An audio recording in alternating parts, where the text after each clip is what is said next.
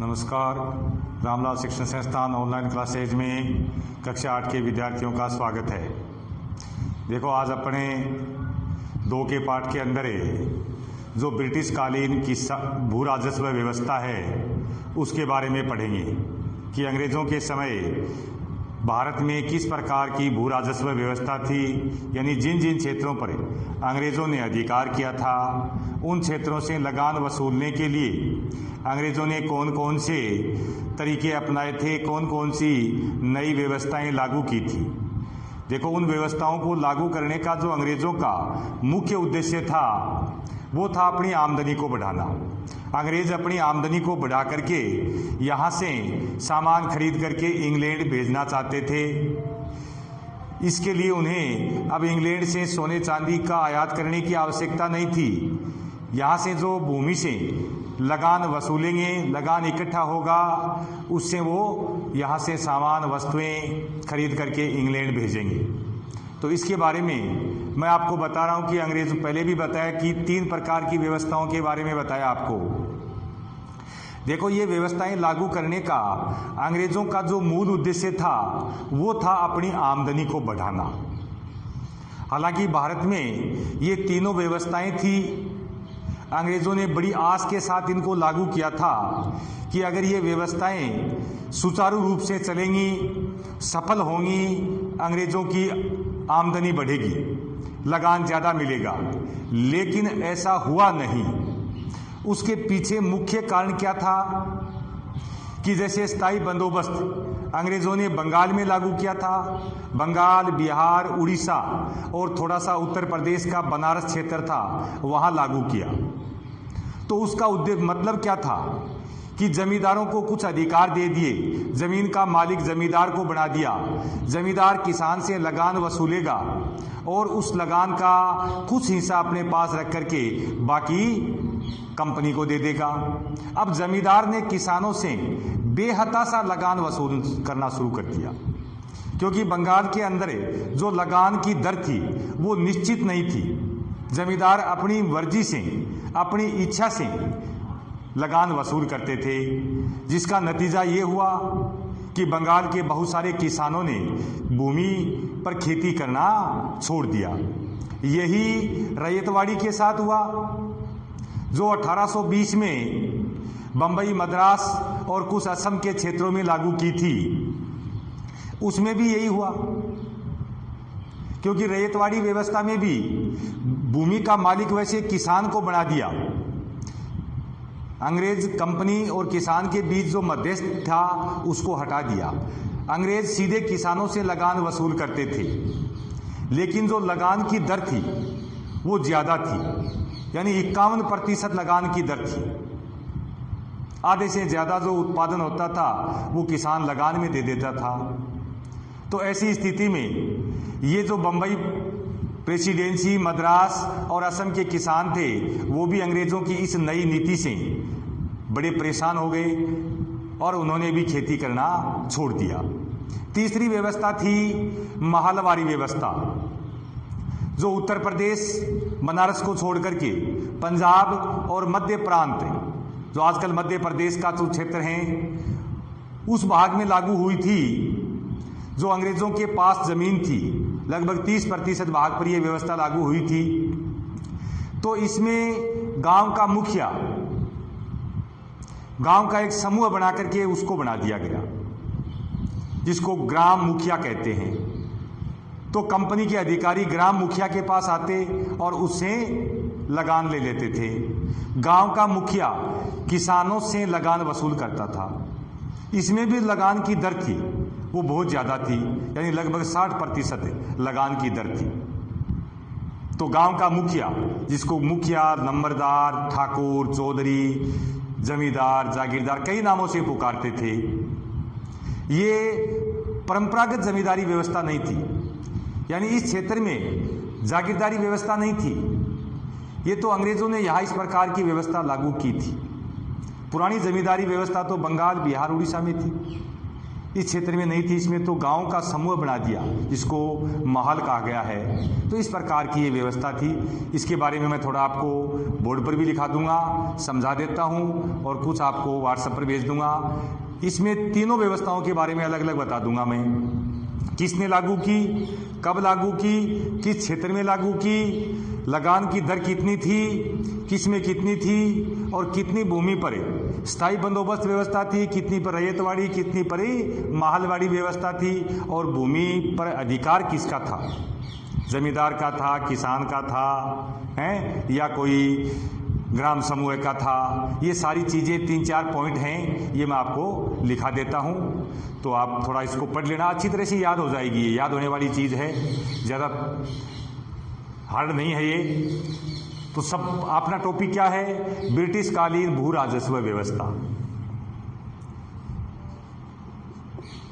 British कालीन भू राजस्व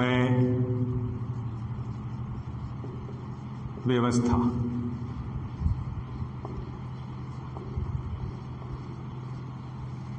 अब देखो, इसमें ये ब्रिटिश काल की भू राजस्व व्यवस्था 3 प्रकार की थी।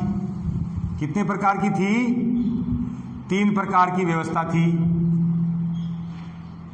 नंबर 1, स्थायी बंदोबस्त। स्थायी बंदोबस्त। दूसरी, रैयतवारी।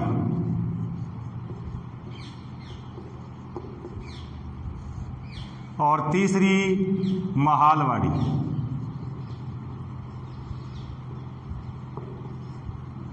महलवाड़ी, ये 3 प्रकार की थी। सारणी की तरह बना लेना इसको, अच्छी तरह से आपके समझ में आ जाएगा। अब देखो, पहली है स्थायी बंदोबस्त व्यवस्था। ये किसने लागू की थी? कॉर्नवालिस ने। किसने लागू की थी? तो इसको बना लेना, सारणी बना लेना ऐसे, इस तरह से, ताकि आपके अच्छी तरह से याद हो जाए। ये कॉर्नवालिस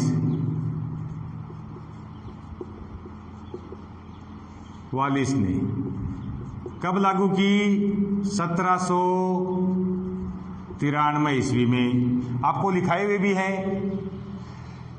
अब दूसरा, इसमें ये कहाँ लागू हुई थी? तो ये लागू हुई थी बंगाल, बिहार, उड़ीसा और उत्तर प्रदेश का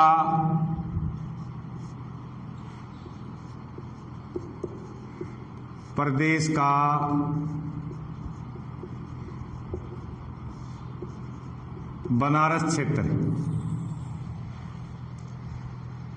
अब इसमें देखो, ये कितने प्रतिशत भाग पर थी?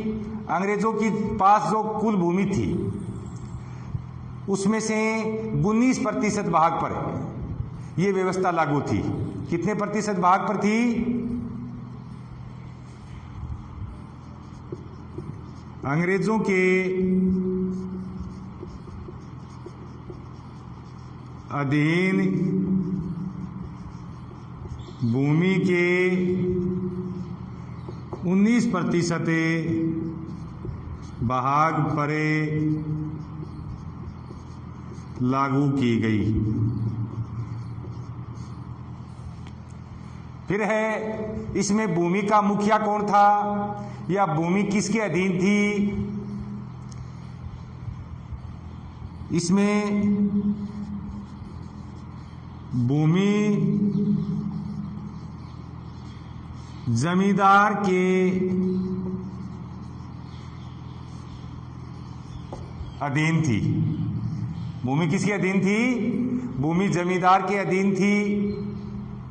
और लगान वसूलने की जिम्मेदारी किसकी थी? तो इसमें लिखो, लगान वसूलने की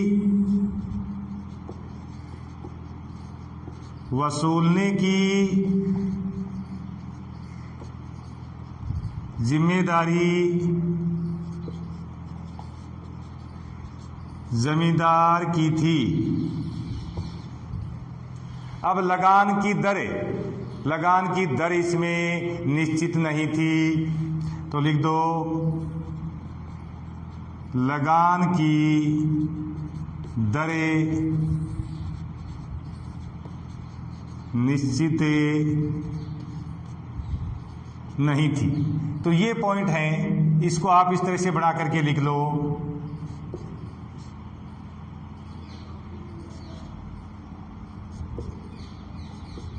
अब ये है, इनमें भी आप इसी तरह से लिख दो। रैयतवाड़ी व्यवस्था है, वो किसने लागू की थी? टॉमस मुनरो और कैप्टन अलेक्जेंडर रीड ने। तो लिख दो टॉमस मुनरो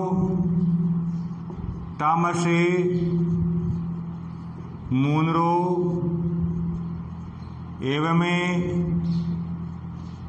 कैप्टन रीड ने कब लागू की थी? 1820 ईस्वी में। कब लागू किए? 1820 ईस्वी में। अब ये कहाँ लागू की थी? तो इसको लिख दो बंबई, मद्रास व असम।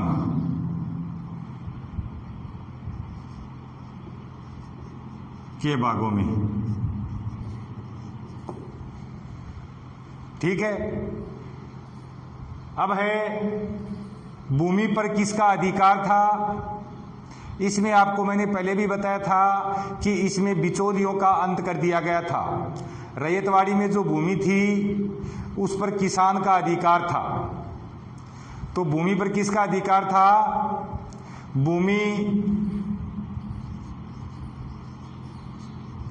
भूमि का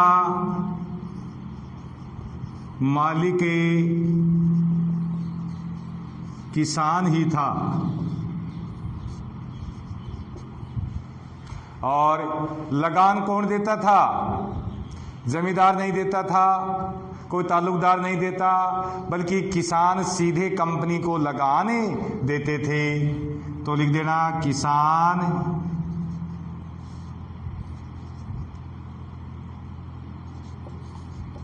सीधे कंपनी को लगान देते थे। और लगान की दर क्या थी? लगान की दर मैंने आपको बताया कि इसमें 51% थी। कितनी थी? 51% थी।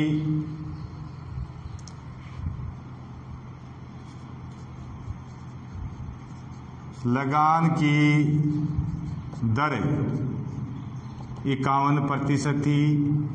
और अंग्रेजों के पास जो जमीन थी उस जमीन के कितने प्रतिशत भाग पर यह व्यवस्था लागू थी? अंग्रेजों के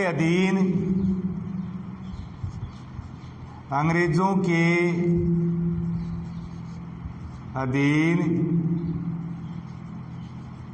भूमि के 51% भाग पर यह व्यवस्था लागू थी। अब इसी तरह से इसका लिख दो।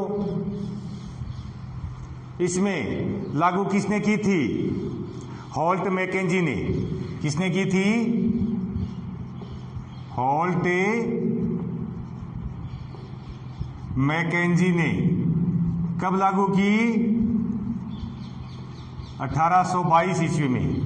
कब लागू किए? 1822 ईस्वी में। अब ये कहाँ लागू की?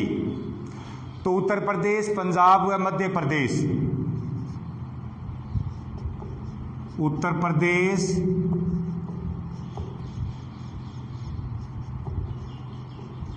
पंजाब व मध्य प्रांत। अब ये कितनी भूमि पर लागू थी?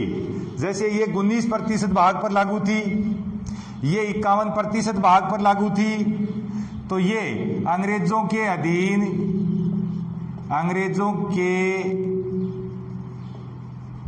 अधीन जो भूमि थी, उस भूमि के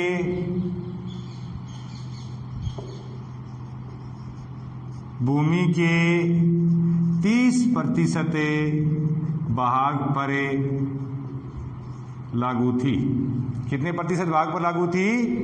30% भाग पर लागू थी। आगे है, इसमें जो लगान की जिम्मेदारी थी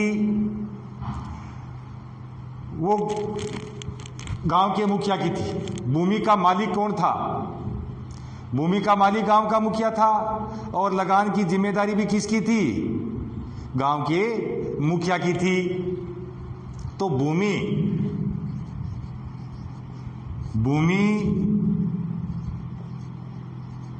ग्राम या ग्राम समूह के अधीन थी। यानी मालिक जमीन का कौन था? गांव की जमीन का मालिक गांव का मुखिया था। और फिर है, लगान कौन देता था? लगान